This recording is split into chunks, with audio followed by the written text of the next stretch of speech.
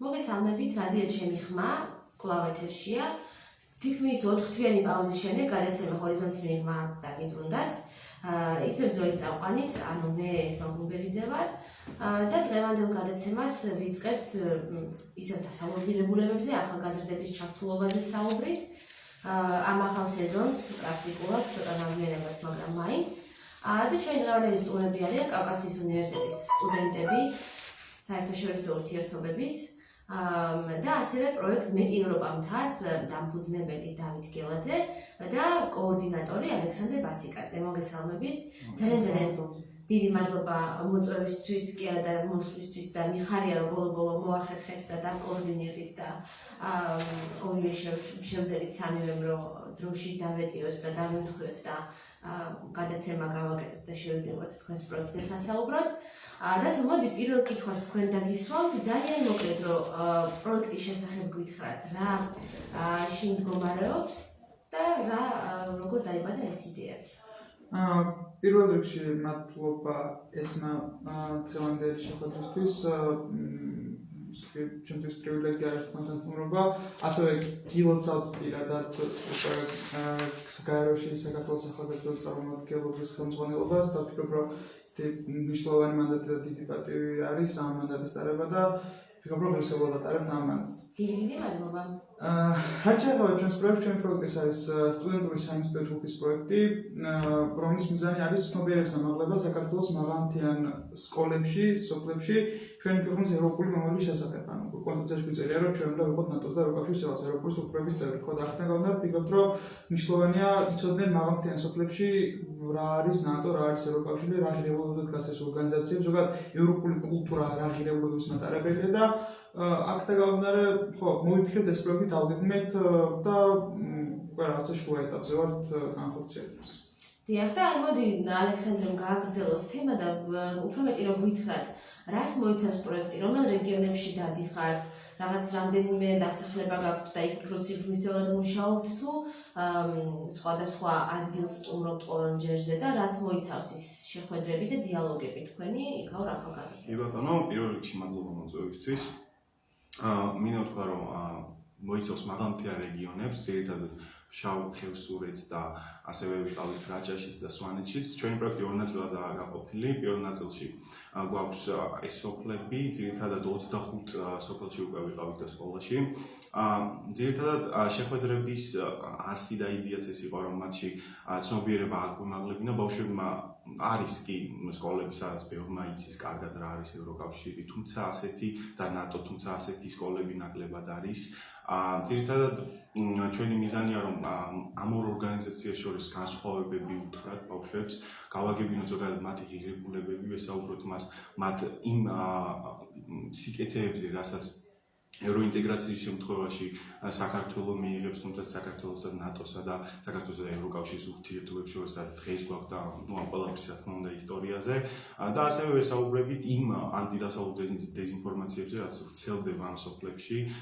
სამწუხაროდ ასეთი ბევრია და ბავშვებსაც აქვთ ეს ინფორმაცია მიიღო და ჩვენ ვცდილობთ რომ მათ პირველ რიგში მოუკვეთ ამ დეზინფორმაციებზე და შემდეგ თუ როგორ უნდა იბრძოლონ ამ ყველაფერს.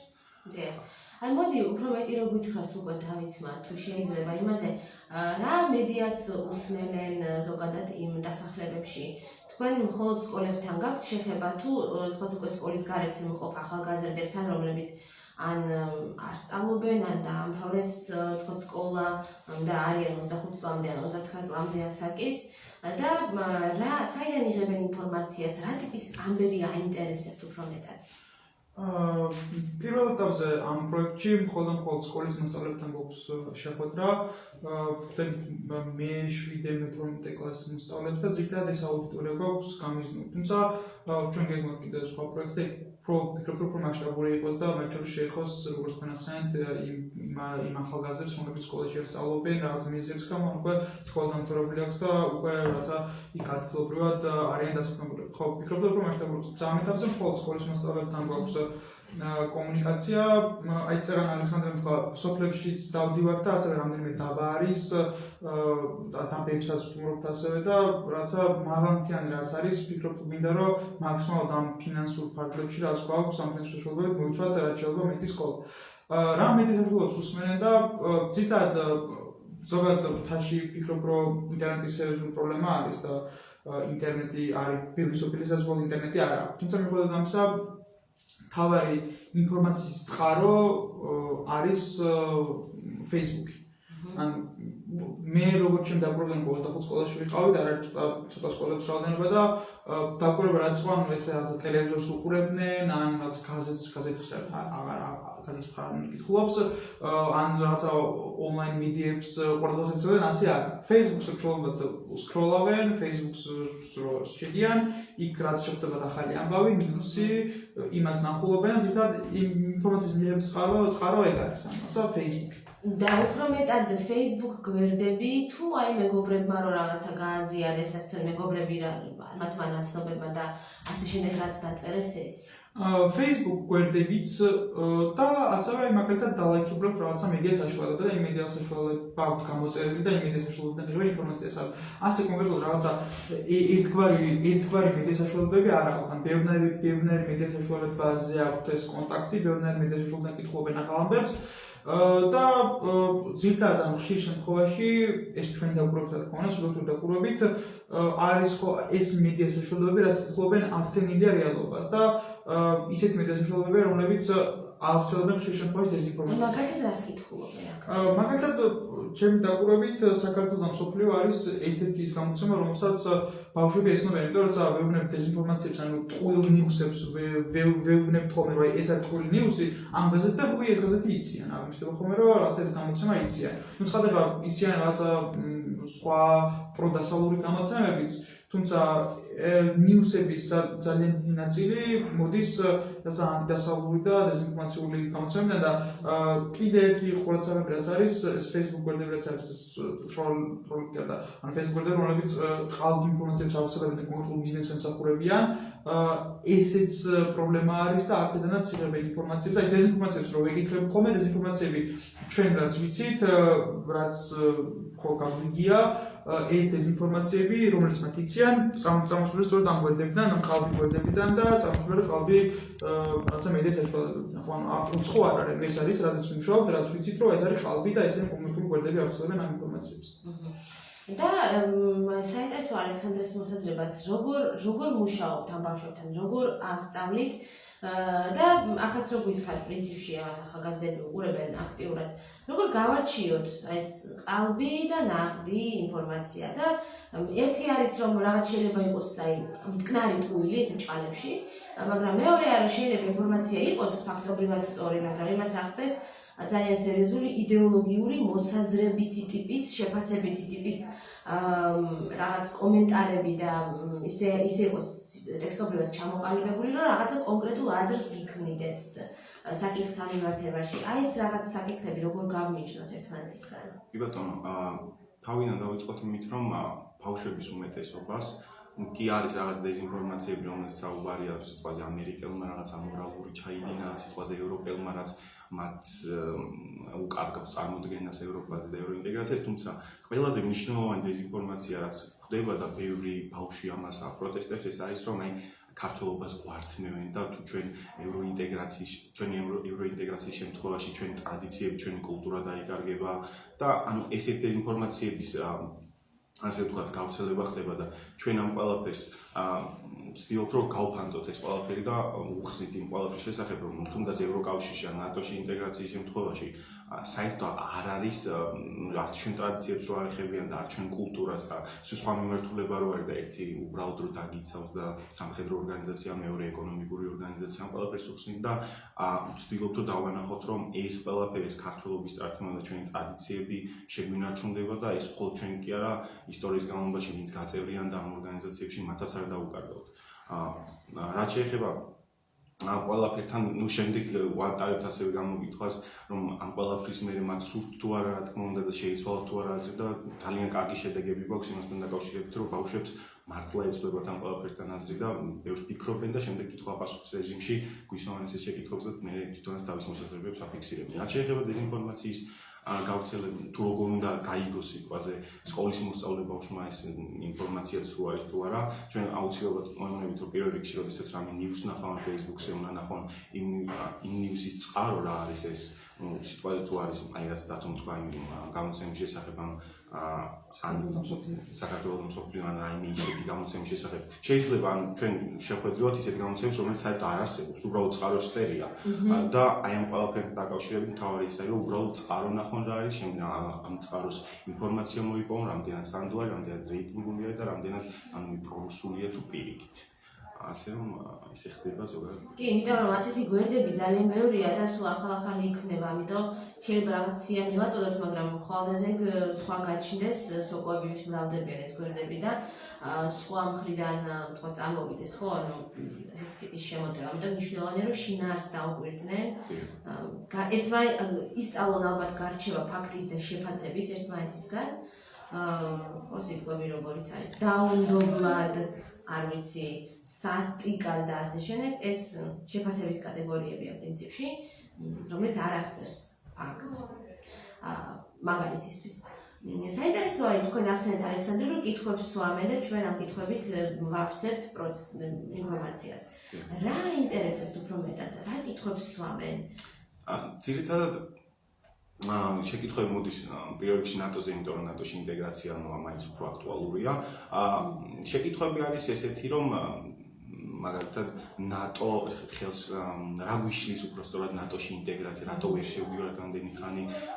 ასევე ბავშვებს ვეკითხებ, თქვენი აზრით რა იქნება ხელისშემშლელი ფაქტორი და რა თქმა უნდა ასახელებენ რუსეთს და ასე შემდეგ და ამ ყველაფერთან ჩვენ პასუხს ვცემთ თუ რატომ და ზოგადად რა ხდება ნატოსა და საქართველოს შორის ინტეგრაციის გზაზე. ასევე შეკითხვები მოდის იმასთან დაკავშირებით, დაგვეხმარება თუ არა ნატო დაკარგული ტერიტორიების დაბრუნებაში და ამ შემთხვევაშიც რომ ნატოს პრეროგატივა ის არ არის და ძირითადად პირიქით, როდესაც ჩვენ ნატოში გავწევიანდებით ის ცოცხალი ოკუპაცია რაც არის ეს შეჩერდება რა თქმა უნდა და ვცდილობთ რომ ამ ყველაფერთან დაკავშირებით სწორი მიმართულება მივცეთ და სწორი ხედვით. კიდევ არის შეკითხვები იმასთან დაკავშირებით, აი რა წერან მახსენებ თუ კონსტიტუციაში შეგვეცვლება თუ არა რამე ან იმ ევროკავშირში გაწევრიანების შემთხვევაში აი ეკონომიკურად როგორ გავიმართებით და ჯერ რა თქმა უნდა არ გაგუცხადებია ამაზე მზაობა ევროკავშირში შევიდეთ, თუმცა მაინც აი ასოცირების ხელშეკრულება რაც დავდეთ და ღია სავაჭრო არიგანი რაც გვაქვს მათთან ერთად, აი ამაზე მოდის შეკითხვები თუ ეკონომიკურად როგორ წაგვადგება ევროკავშირთან ურთიერთობა, იგივე სოფლის მეურნეობის მხრივ, რადგანაც ბავშვებს აინტერესებთ ეს მეურნეობა, ტურიზმი თუნდაც და აი ყველაფერთან შეკითხვები მოდის და ჩვენ რა თქმა უნდა გვასწრაფობთ ამას როგორც შეგვიძლია. და დათო, თუ შეიძლება იმაზეც რომ ვთქვათ, თქვენ რა ორგანიზაციებთან პარტნიორობთ უფრო მეტად, თუ გაქვთ ურთიერთობა ნატოს მისიასთან საქართველოში, ან ნატოს და ევროკავშირის საინფორმაციო ცენტრთან, ან ევროკავშირის მისიასთან საქართველოში და აი ახსენა აქ ალექსანდრემ, რომ ნატო უფრო აქტუალურია. რატომ არის ესე, ან რატომ ფიქრობთ რომ ასეა? თვითონ იმ ბავშვების განწყობებიდან გამომდინარე, გამოდის რომ მათ უფრო მეტი იციან ნატოს შესახებ ვიდრე ევროკავშირის თუ რა შეესახება? ბოლო დავიწყოთ მაშინ პასუხად ამას. ნატო ჩემთვის იმიტომ აქტუალური, რომ ტერიტორიებს ეხება და ეს ტერიტორიები არის ამბავი, რაც ყოველწლიურად მგზნობია ეს საკითხი აფხაზეთი და ოსეთი საბედნიეროდ დღეს აი ახალ თაობაშიც ეს არის პირველი სასაუბრო თემა, როცა ვსაუბრობთ ევროპაზე მერი აფხაზეთი და ოსეთი ან ესეთი ეს ტერიტორია გაახლოვდა რა. ალბათ ნატო იმიტომ რომ თავად დეზინფორმაცია აღქმედას ლაპარაკობდა და უყავს ნატოს რომ ჩვენ ნატოში შევალთ დავკარგოთ აფხაზეთს და ოსეთს, იმიტომ რომ ნატო ძალიან ახლოა ევროკავშირში, როგორც ვთქვა, არც გამცხადებია ევროკავშირის წევრობა რო გვიდა, მაგრამ ნატოში 2020 წელს ვთქვი რომ გვიდა რომ ნატოს წევრები ვიყო. ხო და ეს არის რომ ალბათ იქნება ეს ფონდ ესეთი სურათი რომ თვითონ ჩვენ და ხოლოს პერიოდში ხას შეიძლება რა ქვია ფორმულები თბილისში იქნება სტაბილიზება რომ რაღაცა თვითონ ჩვენ აფხაზეთს დავკარგოთ თუ ნატოში შევალთ. ეს უკაცრავად რომელ ფორუმზეა საუბარი? ეს არის ფორუმი, რამდენი თვის წინ ჩატარდა დაახლოებით, უბრალოდ სახელი აღარ მახსოვს, ცნობილი ინციდენტი რომ მოხდა მაშინ კრემლის და საქართველოს პარლამენტის ეწესებში, ხო? ამ ფორუმზე საუბრობ. ხო, ეგ არის ხოლმე თავი რომ ნატო შევალთ საქართველოს ამ ტერიტორიებსაც დაკარგულია, საბოლოოდ დაკარგავს. თუმცა ცხადია ამას ჩვენ ვუბრუნებთ რომ ეგრე არ იქნება, საქართველოს შევა ცხადია იმ ფარგლებში როგორც არის, თუმცა სანამ ჩვენ აფხაზეთზე ვერ ავსწრებთ ჩვენ საუბრებას, მანამდე ცხადია იქ ნატოს ვერ გავწევდება, მაგრამ ჩვენ მშვიდობიანად დავუბრუნდეთ ამ ტერიტორიებს, მე ნატო იქაც გავწევდება, ჩვენ ამ ტერიტორიებს არ დავკარგავთ. გერმანიის მაგალითად. ხო, და გერმანიის მაგალითი მოყავს, ევროკავშირის შემთხვევაში უბრალოდ მაგალითი მოყავს და ასე. ხო, ფიქრობ, რომ ეს არის თავარი მიზეზი ნატო რატო არის აქტუალური, იმიტომ რომ ჩვენ გვაქვს ტერიტორიული პრობლემა და გონიათ რომ რუსეთი აშინიათ თვითონ ბავშვებისგან მოდის უფრო ნატოსთან დაკავშირებით. კი, რომ შეხვედრის ბოლოს თავი კითხვა ვერ ნატოზე, იმიტომ რომ ხო ეს ისევ და ისევ ხმადობდაცნობა რომ ეს ტერიტორიული პრობლემის გამო. რომ რუსეთი არის პრობლემა, არის მტერი, არის ოკუპანტი და ბავშვები ფიქრობენ რომ ეს ჩვენი ევროპული ინტეგრაცია პირდაპირ საფრთხის შემცველია ჩვენი ქვეყნისთვის და რაღაცა შეიძლება რაღაც სამხედრო დაპირისპირებას გადაიზარდოს. ხო, ეს არის ალბათ თავარი მიზეზი. ეხლა გადავალთ ჩვენი პარტნიორები ვინ არიან, ჩვენ როდესაც პროექტს ვწერდით, ჩვენი პროექტი დაფინანსებულია ფონდის შესაძლებლობა საქართველოს მიერ, ჩვენი პარტნიორი არის განათლების სამინისტრო, რომელიც ხელი შეუწყო და ასე ვთქვათ, მოგცა საშუალება რომ ამ 47 სკოლაში შევსულიყავით და ამ 47 სკოლას სტუმრებოდით. ხო, იმიტომ რომ როგორც რეალითი სკოლებში ზოგადად პრობლემაა შესვლა. ხო, სკოლებში ზოგადად ხო თუ განათლების სამინისტროს ნებართვა არ გვაქვს, რუსეთის ნებართვა არ გვაქვს, შედარებით უფრო რესურსები და განათლება უფრო მეტად დაყოლებლად, თუმცა ჩვენ სატესტო შეხვედრები გვქონდა სანამ პროექტს დავიწყებთ, ორი შეხვედრა გვქონდა ფასნაურში და პავლეურში და იქ მაგალითად საბედნიეროდ helping hands-ის დახმარებით და ხო helping hands-ის დახმარებით და ადგილობრივების დახმარებით ჩვენ მოახერხებდა სკოლებში შევედით, ანუ განათლების სამინისტროს გვერდით ჩვენ სკოლებში შევედით, ეს სამართლებლად აბსოლუტურად შესაძლებელი და სწორი არის, რომ სკოლა თვითონ გაწყოს ვინ შევიდეს და ვინ. თუმცა ამ შემთხვევაში პრობლემა შვიდად ვართ, გარანტირებულია რომ ჩვენ სკოლაში შეხვედრა იმიტომ რომ განათლების სამინისტრო უჭერს ფარს.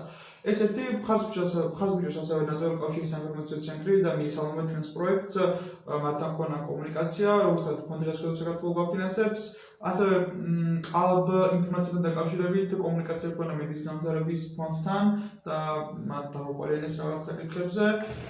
ეს ვისთანაც თანამშრომლობთ. ვისთან გვაქვს სურვილი რომ თანამშრომლობთ, ევროპელი ელჩები და სიამოვნებით გვექნება მათთან თანამშრომლობა და გვქონდა კომუნიკაცია სხვადასხვა და ფიქრობ და იმედი მაქვს რომ ხო ინიციატივასთან. ხო, და დიდი იმედი მაქვს რომ ეს რაღაცა კომუნიკაცია და თანამშრომლობა შედგება. ხო, და ხო რაღაც პრინციპში ეს არის სკოლებს როგორ არჩევთ, ან როგორ უკავშირდებით? სკოლების არჩევა, სკოლებს უყურებთ განათლების სამინისტროს მოგცა ბაზა, ამ სკოლების დირექტორების და სამსად ჩვენს დირექტორები გვაქვს პირდაპირ კომუნიკაცია შეხვედრის დასაქმებად. თუმცა სკოლები როგორ ავარჩიეთ? სკოლები ავარჩიეთ ძირითადად შემთხვევითობის პრინციპით და ამასთანავე ავარჩიეთ მაღალმთლიანი ზონის სტატუსის მიხედვით. როგორც თქვა 47 სკოლა, თაში ბევრი სკოლა არის, კაცობრიობის სკოლა 47, თუმცა პირველ ეტაპზე ამ 47 სკოლას მოვიცავთ და აი პროექტის ბოლოს რა შედეგებზე გავალთ, დაახლოებით 1000 ბენეფიციარი გვყოლება პროექტის ბოლოს. რა შედეგებზე გავალთ საბოლოო ჯამში, იმის მიხედვით გადავწყვეტ გავაგზავნოთ თუ არა პროექტი და სხვა შორის აი რომ მიდიოთ მაგალითად სოფელში პირველად თიანი იყო და გურძე სოფელი არ გვაქვს გათვალისწინებული პროექტის ფარგლებში. ხშირ შემთხვევაში, ასეთ შემთხვევაში მოგდის ხოლმე გურძე სკოლიდან რაღაცა წერი დირექტორისგან რომ ის თქმა ჩვენ სკოლასაც ესტუმროთ.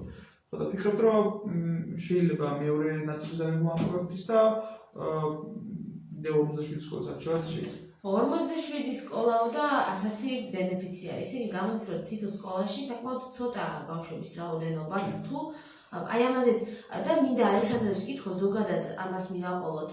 რა სოციალურ მდგომარეობას ხედავთ იქ? თვითონ სკოლებში რა საჭიროებებს, არ ვიცი, თვითონ ბავშვები რას საუბრობენ, ფართო პოლიტიკური თემების მიღმა, ადგილობრივ პრობლემებს რამდენად წევენ თვითონ და რამდენად ცდილობენ, რომ თქვენთან ეს პრობლემები განიხილონ და გააჟღერონ. თავიდან დავიწყებ, როდესაც საუბრობდა სკოლების არჩევაზე, ჩვენ და თქვენს თქვით რომ ძალიან ცოტა ბავშვი სწავლობს, მქონია კი შეხვედრები, სადაც სიტყვაზე 10 ან 10 ნაკლები ბავშვი ყოლია, ან შეიძლება 20 და მეტიც ყოლოდეს. ანუ ამ ხრივ არ აგვირჩევია, ჩვენთვის უბრალოდ მთავარია მივიდეთ და მივაწვინოთ ყველას აბსოლუტურად განურჩევლად ისე თუ რამდენი იქნება ასე თქვა სკოლაში.